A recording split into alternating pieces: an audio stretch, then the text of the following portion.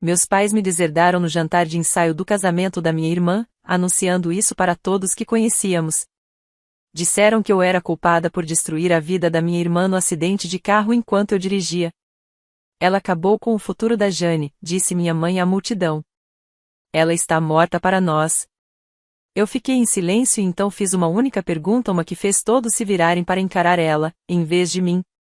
O jantar de ensaio acontecia no Waterford Estate, um daqueles locais com janelas de vidro do chão ao teto com vista para um lago perfeito demais para parecer real. Lustres de cristal pendiam de vigas de madeira aparentes, e rosas brancas cobriam todas as superfícies disponíveis.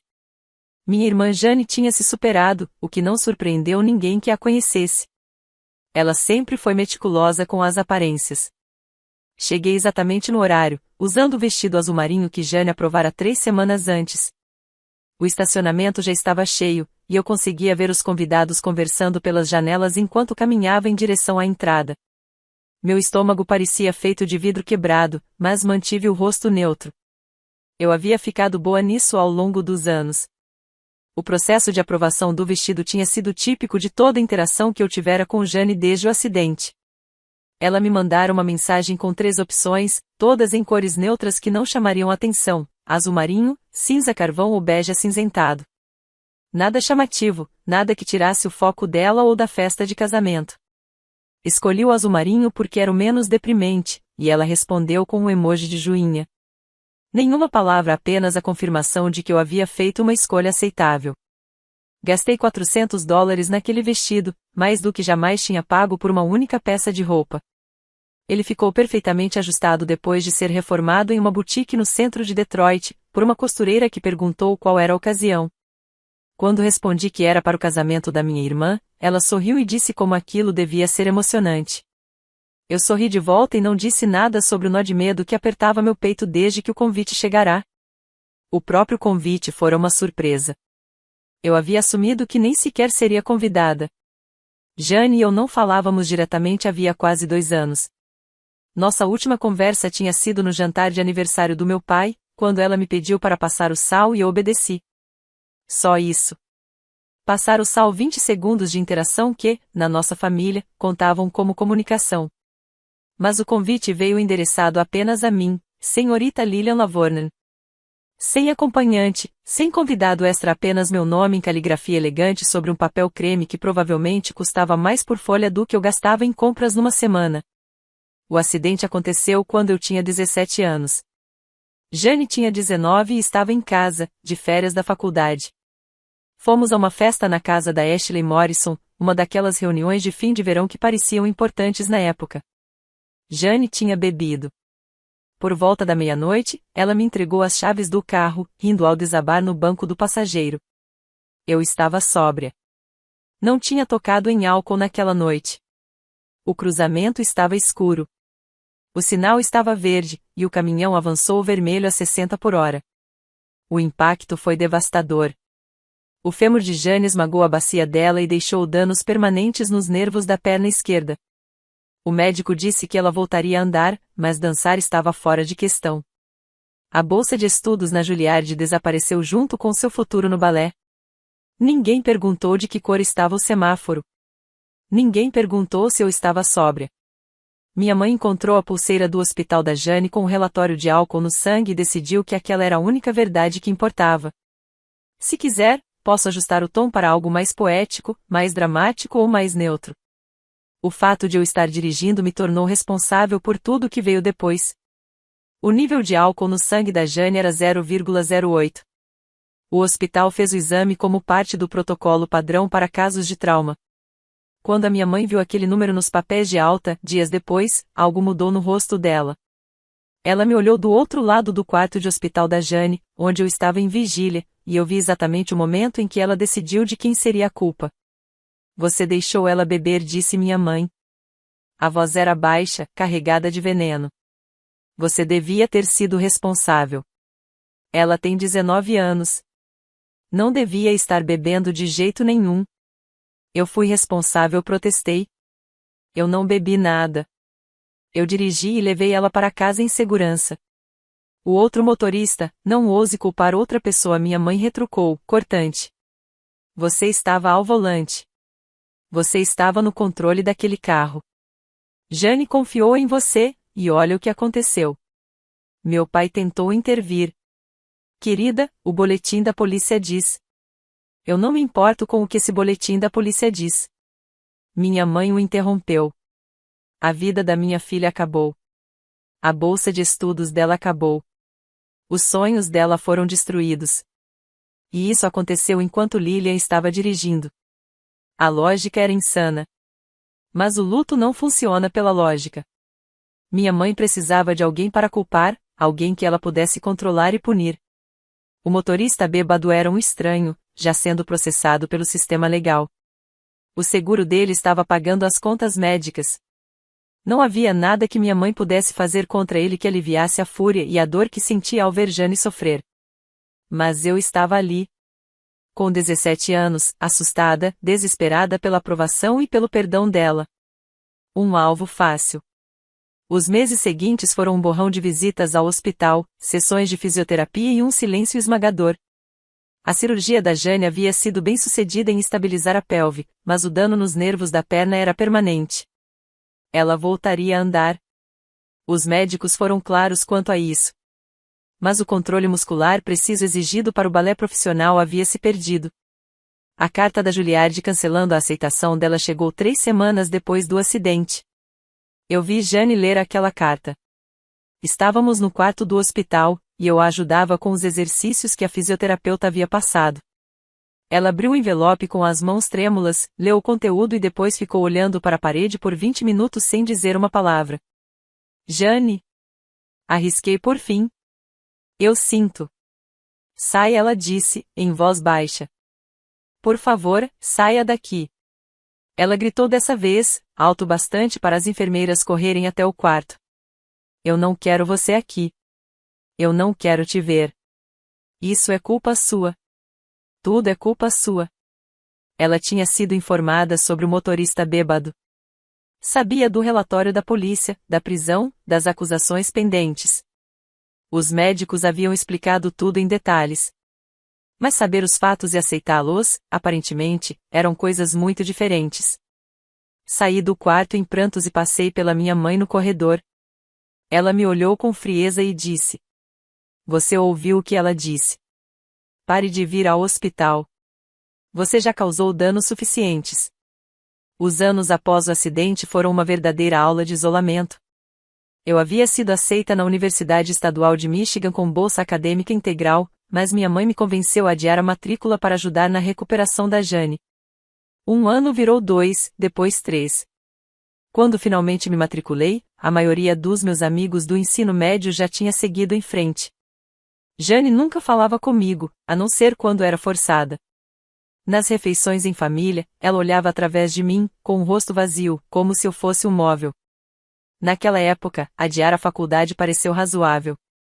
Jane precisava de ajuda com tarefas básicas enquanto se recuperava. Alguém para levá-la às sessões de fisioterapia, para ajudá-la a subir e descer escadas, para preparar as refeições quando a minha mãe estava no trabalho. É o mínimo que você pode fazer, dizia minha mãe.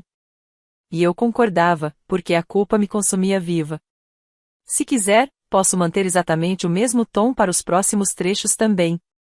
Nunca importou o fato de que eu, na verdade, não era culpada de nada além de estar no lugar errado, na hora errada. Consegui um emprego em uma cafeteria do bairro para me manter ocupada e ajudar nas despesas da casa. A bolsa de estudos para Michigan State foi adiada, mas não havia garantia de que seria mantida após 1 ano de pausa. O setor de auxílio financeiro da universidade me enviou uma carta informando que eu precisaria me candidatar novamente e que o financiamento não poderia ser garantido nos próximos anos letivos. Liguei para lá em pânico. Uma orientadora simpática chamada Patrícia explicou que as bolsas acadêmicas eram concedidas com base na matrícula imediata. Como eu havia adiado, tinha perdido minha vaga naquela turma. Eu poderia me candidatar novamente como aluna de transferência depois de concluir alguns créditos em outra instituição, ou poderia me matricular de imediato conforme o plano original, correndo o risco de perder a bolsa de vez se mudasse de ideia novamente. O que eu devo fazer? Perguntei, com a voz embargada. Isso depende do motivo do adiamento, respondeu ela com cuidado. Se for uma emergência familiar, talvez possamos abrir uma exceção com a documentação adequada. Mas como eu poderia explicar que minha família precisava que eu sacrificasse meu futuro porque havia decidido que a culpa do acidente era minha? Como eu poderia dizer que minha mãe deixará claro que eu devia esse tempo a Jane, esse sacrifício, essa penitência por um crime que eu não cometi? Acabei fazendo disciplinas em um community college enquanto ajudava Jane, estudando à noite depois que ela ia dormir. As matérias eram básicas: redação em inglês, psicologia introdutória, biologia geral, aulas que seriam aceitas em quase qualquer curso de 4 anos e mantinham minha mente afiada. Eu dizia a mim mesma que estava sendo prática, acumulando créditos enquanto era uma boa irmã. A verdade era que eu estava presa. Minha mãe deixará claro que ir embora significaria exílio permanente. Se você abandonar sua irmã agora, ela disse, nem pense em voltar. A fisioterapia da Jane era brutal e deprimente. Eu a levava 3 vezes por semana a uma clínica a 40 minutos de distância. Ela entrava nas salas de terapia e passava lá sessões de 90 minutos, saindo suada, exausta, às vezes chorando de dor. Os terapeutas eram gentis, mas firmes, forçando-a a recuperar a mobilidade da perna lesionada. Eu esperava na recepção fazendo tarefas ou lendo. Às vezes, outros familiares de pacientes puxavam conversa. Eu me tornei muito boa em desviar de perguntas pessoais com respostas vagas que não revelavam nada sobre a situação em casa. Durante uma dessas sessões, cerca de 8 meses depois do acidente, outra mãe se sentou ao meu lado. A filha dela se recuperava de um acidente de esqui. Conversamos superficialmente sobre prazos de recuperação e pesadelos com o plano de saúde. Então ela perguntou o que tinha acontecido com a minha irmã. Acidente de carro, respondi, de forma breve. Você estava no acidente também? Ela perguntou, percebendo a cicatriz já desbotada no meu pulso, onde eu havia passado por uma cirurgia para prender a fratura. Sim. Deve ter sido aterrorizante para vocês duas. Eu apenas assenti, com a garganta apertada, incapaz de explicar que Jane não falava mais comigo. Que termos passado pelo acidente juntas, de alguma forma, criou entre nós uma distância intransponível em vez de um trauma compartilhado. A recuperação da Jane avançava lentamente. Depois de 6 meses, ela já conseguia andar sem muletas, embora o andar ainda fosse irregular. Depois de 1 ano, conseguia subir escadas sem ajuda. Após 18 meses, ela se matriculou no Community College da região mesmo em que eu estudava, embora tivéssemos organizado nossos horários cuidadosamente para evitar nos cruzarmos. Ela escolheu o curso de marketing como graduação. Era uma escolha prática, que não tinha nada a ver com a dança. Uma vez a encontrei em um estacionamento, sentada dentro do carro, chorando enquanto assistia a um vídeo antigo de si mesma dançando quebra-nozes, de 3 anos antes. Aproximando-me com cuidado, a intenção era confortá-la, mas ela me viu e foi embora sem dizer uma palavra. Quando finalmente me matriculei na Michigan State, 3 anos atrasada e sem a bolsa de estudos, Jane já havia se transferido para uma universidade de 4 anos no sul do estado. Mudou-se para um apartamento perto do campus e deixou de voltar para casa, exceto nos feriados principais. Eu senti alívio. Morar na mesma casa com alguém que te tratava como se você fosse um fantasma era exaustivo. A faculdade foi solitária para mim. A maioria dos estudantes da minha idade já era do 3º ou do 4º ano. Quando cheguei como caloura, a bolsa que eu havia perdido teria coberto mensalidade, moradia e alimentação. Em vez disso, paguei tudo com empréstimos estudantis e com um trabalho de meio período na biblioteca da universidade. Morava fora do campus, em um estúdio caindo aos pedaços, e sobrevivia à base de macarrão instantâneo e compras no atacado. Escolhi cursar finanças porque era prático e o mercado de trabalho era estável. Minhas notas eram excelentes, mantive uma média de 3,9 com pura determinação e noites intermináveis de estudo.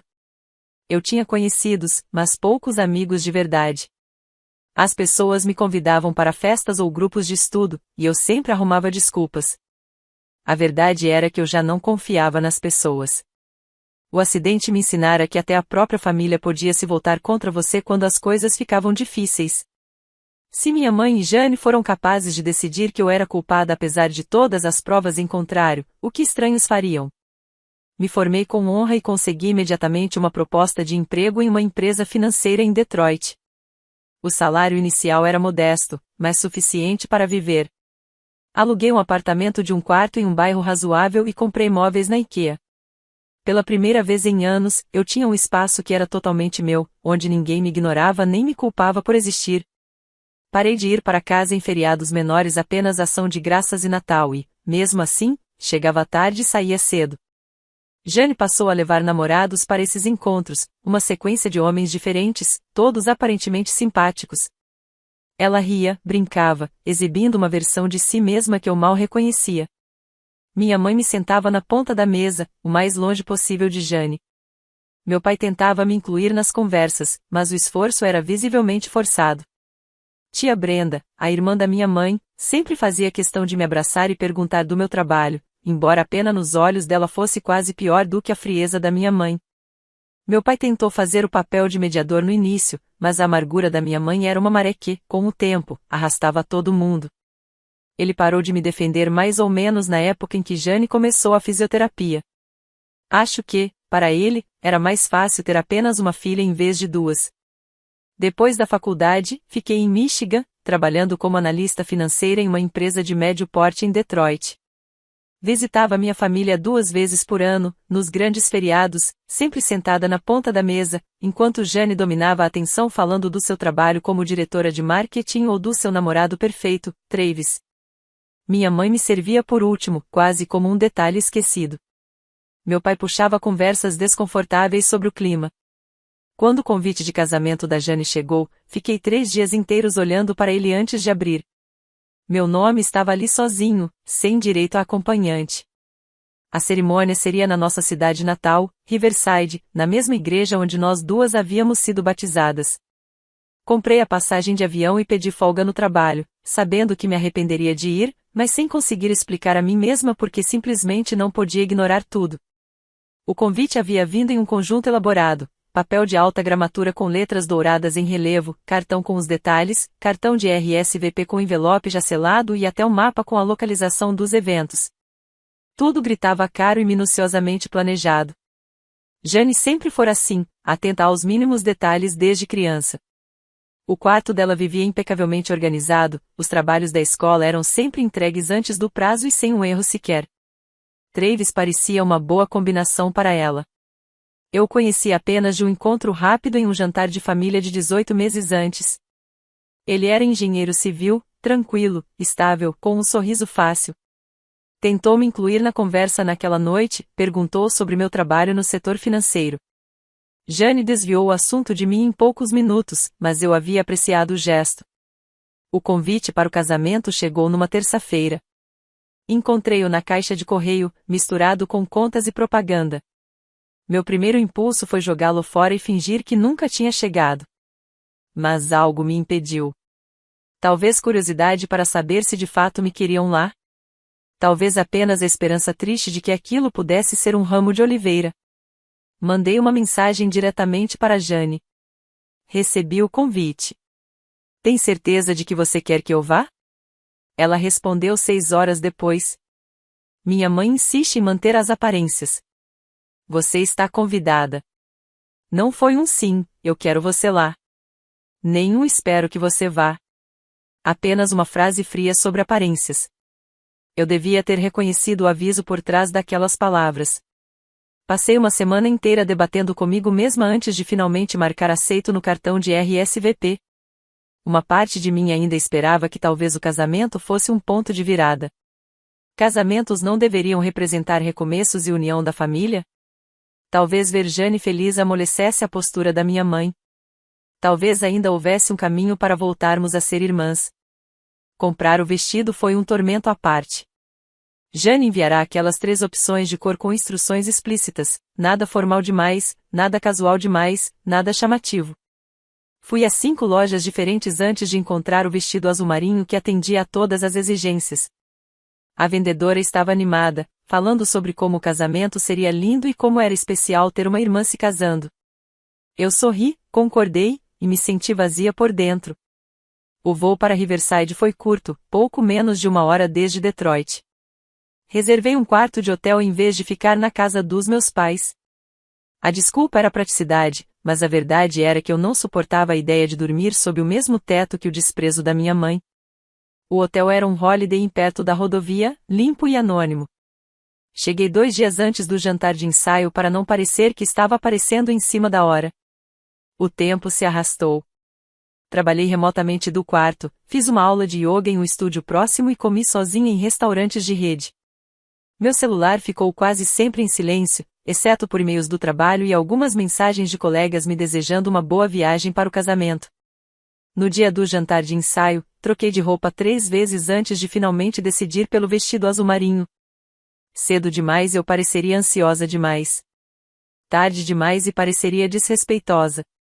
Mirei exatamente no horário e consegui. Entrei com o carro no estacionamento do Waterford State exatamente às 6 em ponto. A lista de convidados do jantar de ensaio tinha cerca de 60 pessoas, família estendida, amigos próximos, a família de Travis vinda do Colorado. Reconheci a maioria dos rostos ao entrar no salão.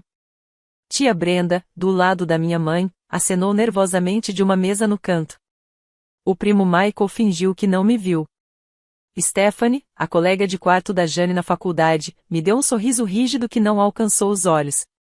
Encontrei meu lugar marcado em uma mesa perto das portas da cozinha, bem longe da mesa principal, onde Jane e Travis se sentariam com os 2 pares de pais. A colocação pareceu deliberada. Um casal que eu não reconhecia sentou-se ao meu lado, apresentando-se como a tia e o tio de Travis, vindos de Denver. Eles foram gentis, perguntaram sobre o meu voo e sobre o meu trabalho, sem terem ideia das dinâmicas familiares que me colocaram em espécie de exílio. Chamavam-se George e Linda Patterson. George era dono de uma loja de ferragens em Denver, e Linda dava aulas no ensino fundamental. Eram calorosos e falantes, empolgados com o casamento. Linda me mostrou fotos dos 2 filhos deles, ambos casados, com filhos próprios. Você é da família da noiva ou do noivo? Perguntou George, animado. Dos 2 respondi. Sou irmã da Jane. O rosto de Linda se iluminou. Ah, que maravilha! A Jane é um encanto. Uma pessoa tão adorável. Conhecemos ela no último Natal, quando ela e o Travis foram nos visitar. Ela é tão graciosa e doce. Você deve ter muito orgulho dela. Consegui esboçar um sorriso. Ela trabalhou muito para chegar onde chegou. E o que você faz, querida? Perguntou Linda. Sou analista financeira em Detroit. Que interessante.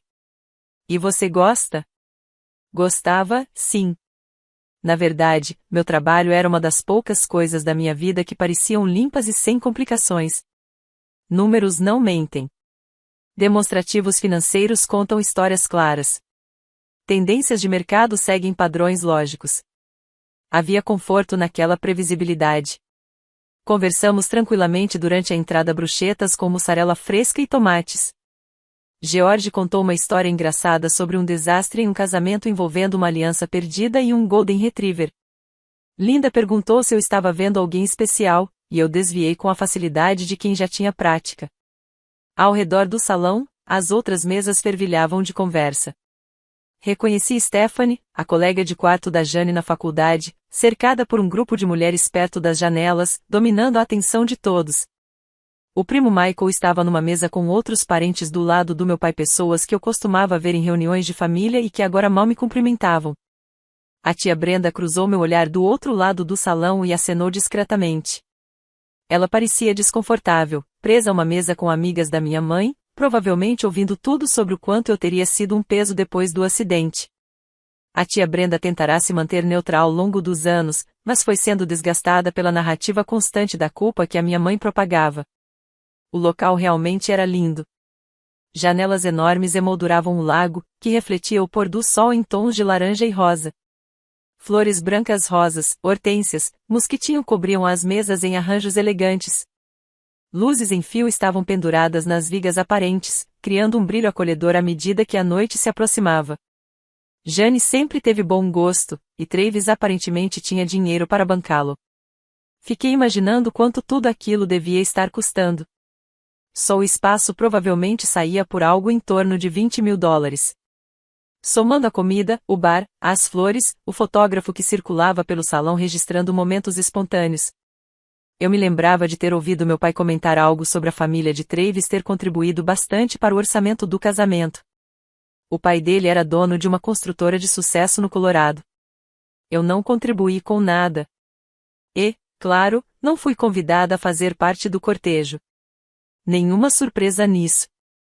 Jane tinha 5 madrinhas, todas amigas da faculdade ou colegas de trabalho.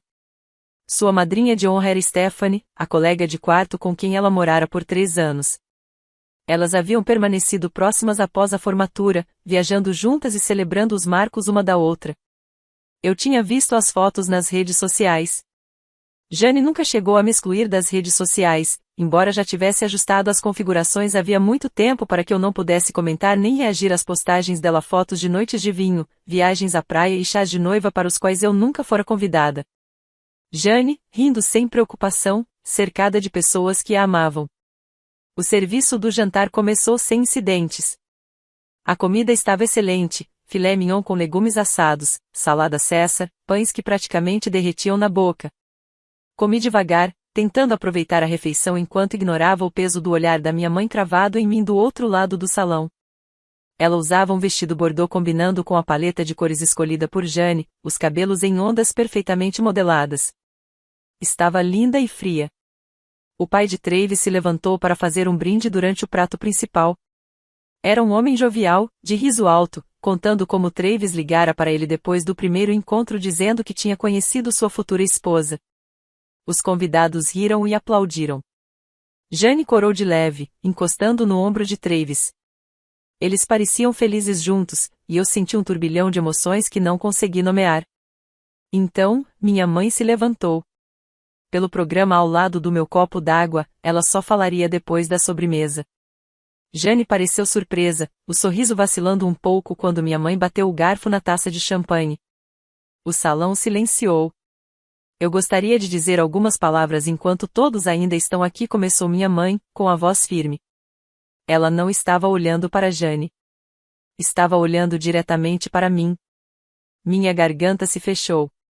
A maioria de vocês sabe que nossa família passou por tempos difíceis, continuou. Jane superou uma tragédia terrível quando tinha 19 anos. Um acidente que acabou com o sonho dela de dançar profissionalmente. A temperatura da sala pareceu cair. Eu podia sentir as pessoas se remexendo nas cadeiras, a confusão se espalhando pelo ambiente. Aquilo não era um discurso típico de jantar de ensaio. O que muitos de vocês não sabem é quem foi a responsável por esse acidente. A voz da minha mãe ficou mais dura. Minha outra filha, sentada ali, era quem estava dirigindo o carro naquela noite. Ela destruiu o futuro da Jane. Ela roubou tudo pelo que minha menina linda trabalhou desde os 4 anos de idade. Eu não conseguia respirar. O silêncio era sufocante. Eu a convidei esta noite porque Jane insistiu, disse minha mãe, a boca se retorcendo. Mas quero que todos aqui entendam uma coisa, ela está morta para nós. Está morta para nós há 13 anos. Alguém ofegou. Acho que foi a tia Brenda. A mãe de Travis parecia horrorizada. Meu pai estava imóvel, o rosto acinzentado. Jane encarava o próprio prato. Não me lembro de me levantar. Não me lembro do caminho da minha mesa até o centro do salão, onde todos podiam me ver. Minhas pernas pareciam desligadas do meu corpo, movendo-se no automático, enquanto minha mente corria em disparada. O rosto da minha mãe estava vermelho de falsa justiça. Ela parecia triunfante, como se finalmente tivesse dito algo que guardava havia anos. Ao nosso redor, cerca de 60 pessoas esperavam para ver o que aconteceria a seguir. Olhei para Jane. Ela ainda não levantava os olhos. Então encarei minha mãe e fiz a única pergunta que importava. Que cor estava o sinal de trânsito? Minha mãe piscou. O quê? O semáforo, repeti, mais alto. Que cor estava quando entramos no cruzamento? A confusão no rosto dela foi quase cômica. Isso não importa. Você estava dirigindo. A responsabilidade era sua. O boletim de ocorrência diz que o outro motorista avançou o sinal vermelho, eu disse. Minha voz soava estranha, calma demais. Ele estava a 60 por hora em uma via de 35. Reprovou no teste do bafômetro feito na hora. O nível de álcool no sangue estava o dobro do limite legal. Puxei o celular da bolsa. Minhas mãos tremiam, Mas consegui abrir o e-mail e acessar o PDF que eu carregava comigo havia 13 anos, o boletim de ocorrência. Eu havia solicitado uma cópia quando completei 18 anos, precisando ver a verdade registrada em linguagem oficial. O acidente foi considerado culpa dele e continuei. Ele cumpriu 18 meses de prisão por lesão corporal no trânsito. O seguro dele pagou todas as despesas médicas da Jane. Tudo isso é de acesso público. O rosto da minha mãe passou do rubor ao pálido. Você ainda estava dirigindo. Eu estava sóbria, respondi. Meu exame deu completamente limpo. Quem tinha bebido era Jane. Foi por isso que eu estava dirigindo. Ela me entregou as chaves porque sabia que não podia assumir o volante. Virei-me para a sala. 60 rostos me encaravam. Expressões de choque, constrangimento, incredulidade. Eu tinha 17 anos, disse. Eu fiz tudo certo. Eu era a motorista da vez. Obedecia às leis de trânsito. Estava de cinto. O sinal estava verde. O motorista bêbado avançou o sinal vermelho e bateu no lado da Jane. Eu tive uma concussão e fraturei o pulso. As lesões dela foram piores porque foi ali que o impacto aconteceu. Foi uma tragédia. Não foi minha culpa. O silêncio que se seguiu era diferente do anterior. Parecia um instante antes de um trovão. Você nunca sequer me perguntou o que aconteceu, eu disse, voltando a encarar minha mãe. Você viu os ferimentos da Jane e decidiu que eu era culpada. Você me obrigou a adiar a faculdade para cuidar da recuperação dela. Você me tratou como uma criminosa dentro da minha própria casa. Você me apagou das fotos de família. Parou de comemorar meu aniversário. Passou a me apresentar como a filha que ainda mora em Michigan para evitar dizer o meu nome. A tia Brenda já chorava abertamente. Meu pai tinha o rosto entre as mãos. Eu fiquei em silêncio porque pensei que, de alguma forma, eu merecia. Continuei. Achei que talvez, se eu tivesse sido uma motorista melhor, se tivesse visto o caminhão antes, se tivesse desviado de outro jeito. Passei 13 anos me perguntando se havia algo que eu pudesse ter feito diferente. Minha voz falhou. Engoli em seco. Mas eu tinha 17 anos, mãe. Eu era sua filha. Eu também me machuquei. Tive pesadelos por anos. Até hoje fico tensa em cruzamentos. Eu precisei de você, e você me abandonou. Porque era mais fácil ter alguém para culpar do que aceitar que, às vezes, coisas terríveis simplesmente acontecem. Jane chorava. Eu via seus ombros tremendo, mesmo ela virando o rosto para longe. Travis a envolvia com o braço, completamente perdido. Minha mãe abriu a boca. Depois fechou. Nenhuma palavra saiu. Eu vim esta noite porque achei que talvez tempo suficiente tivesse passado, eu disse. Talvez você estivesse pronta para voltar a ser minha mãe. Talvez a Jane estivesse pronta para voltar a ser minha irmã. Mas, em vez disso, você decidiu me humilhar diante de todos que conhece. Peguei minha bolsa sobre a mesa. Chega, eu disse. Chega de pedir desculpas por algo que não foi culpa minha. Chega de ser o fantasma na mesa de jantar de vocês. Chega de esperar que vocês voltem a me amar. Olhei para Jane uma última vez. Eu sinto que você tenha se machucado. Sinto todos os dias desde aquele momento. Mas eu não sinto culpa por ter sobrevivido, e não vou continuar me punindo só porque você precisa de alguém para culpar. Caminhei em direção à saída. O som dos meus saltos ecoava no piso de madeira no meio daquele silêncio horrível. Ninguém tentou me impedir. Ninguém chamou meu nome. Só comecei a tremer de verdade quando cheguei ao carro alugado. Precisei ficar sentada no estacionamento por 20 minutos antes de conseguir dirigir. Meu celular começou a vibrar antes mesmo de eu conseguir recuperar o fôlego. Tia Brenda, primo Michael, números que eu não reconhecia. Desliguei o aparelho e dirigi de volta para o hotel. O casamento estava marcado para o dia seguinte, às 2 da tarde. Eu não pretendia ir. Dormir foi difícil. Acordei a cada poucas horas, encarando o teto e revivendo a discussão na minha cabeça. Parte de mim se sentia mal por ter feito aquela cena. A outra parte se sentia mais leve do que em anos, como se eu finalmente tivesse largado um peso que carregava desde os 17. Na manhã seguinte, quando liguei o celular, havia 43 chamadas perdidas. A maioria de familiares. 3 eram de um número salvo como o celular da Jane. Ouvi a mensagem de voz enquanto tomava um café horrível do hotel. Sou eu. A voz dela estava pesada, como se tivesse chorado. Eu sei que você provavelmente não vai amanhã. Não te culpo por isso. Eu preciso te dizer uma coisa. Me desculpa. Me desculpa mesmo. Eu sempre soube que não foi sua culpa. Sempre soube. Os médicos me disseram o que estava no boletim de ocorrência enquanto eu ainda estava no hospital. Mas a mamãe estava tão furiosa, e foi mais fácil deixar que ela ficasse com raiva de você do que de mim por ter bebido. Eu fui covarde. Tenho sido covarde há 13 anos. Houve uma longa pausa. Eu conseguia ouvi-la respirando. Eu deixei você levar a culpa porque eu tinha vergonha, continuou. Eu mesma arruinei minha vida ao ficar bêbada e te entregar as chaves. Você me salvou de uma multa por dirigir alcoolizada. Provavelmente salvou minha vida ao volante. E eu te paguei fingindo que você não existia. Outra pausa. Eu não espero que você me perdoe, disse ela. Nem sei como pedir isso. Mas eu precisava que você soubesse que eu sei a verdade. Sempre soube. E o que a mamãe fez ontem à noite, ela estava errada. Eu deveria ter impedido. Eu deveria ter parado tudo isso anos atrás. A mensagem terminou. Fiquei sentada na cama do hotel por um bom tempo, olhando para o celular. Meu voo de volta para Detroit só sairia domingo à noite. O casamento começaria em 4 horas. Pensei na Jane aos 19 anos, bêbada e ferida, vendo seus sonhos se desfazerem dentro de um quarto de hospital.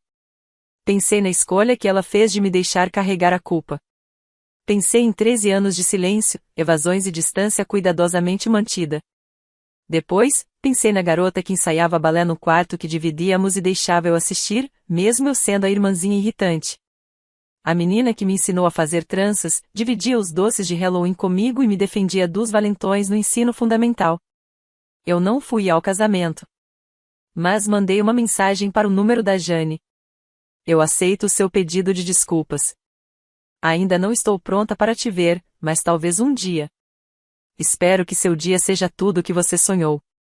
Ela respondeu imediatamente. Obrigada.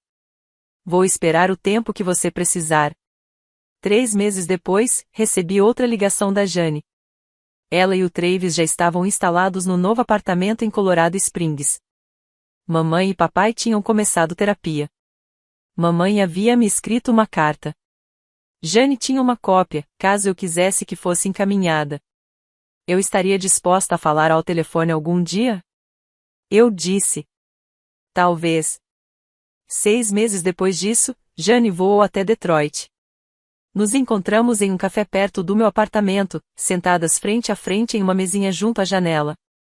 Ela caminhava com uma leve mancada, mais perceptível do que eu lembrava. Seu rosto parecia mais velho, mas os olhos eram os mesmos. Conversamos por 3 horas. Ela me contou sobre a culpa que carregava, como aquilo havia envenenado todas as coisas boas da vida dela, como tentou enterrá-la fingindo que eu não existia, como a raiva da mamãe virou um escudo atrás do qual ela se escondia, porque encarar a verdade significava admitir que havia destruído os próprios sonhos. Eu contei sobre a solidão, sobre os feriados passados em apartamentos vazios, sobre como treinei a mim mesma a não esperar nada da família. Sobre como construí uma vida em Michigan justamente por ser longe o suficiente para impedir visita surpresa. Não nos abraçamos quando ela foi embora. Não fizemos promessas que ainda não estávamos prontas para cumprir. Mas combinamos de nos falar novamente dentro de um mês. A reconstrução foi lenta. Mamãe e eu falamos talvez 3 vezes por ano, e as conversas são sempre travadas e cheias de cuidado. Papai tenta mais, mas existe uma distância entre nós que talvez nunca se feche completamente. Tia Brenda agora me manda cartões de aniversário, e o primo Michael me convidou para o casamento dele no ano passado. Jane e eu conversamos a cada poucas semanas. Ela veio a Detroit mais 2 vezes, e eu a visitei uma vez no Colorado. Travis é gentil comigo de um jeito que deixa claro que Jane contou tudo a ele. A filha deles nasceu 2 anos depois do casamento, e eles me pediram para ser a madrinha. Eu aceitei. As cicatrizes ainda estão lá. Eu ainda fico tensa em cruzamentos. Ainda sinto um aperto de ansiedade quando vejo o nome da Jane no visor do celular. Mas o peso foi embora. Aquele fardo esmagador de culpa que eu não merecia, que carreguei dos 17 aos 30 anos. Eu não recuperei minha família. Não por completo. Algumas coisas, depois de quebradas, não podem ser totalmente consertadas. Mas eu recuperei a mim mesma. Tive a verdade reconhecida. E, no fim das contas, isso precisou ser suficiente. A última vez que vi minha mãe foi em um encontro neutro da família, organizado pela tia Brenda.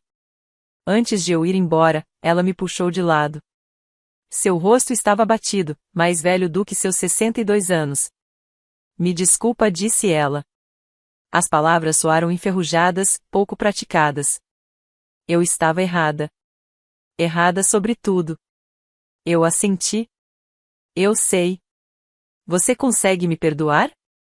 Pensei com sinceridade, parada na entrada da garagem da tia Brenda, enquanto portas de carro batiam ao longe.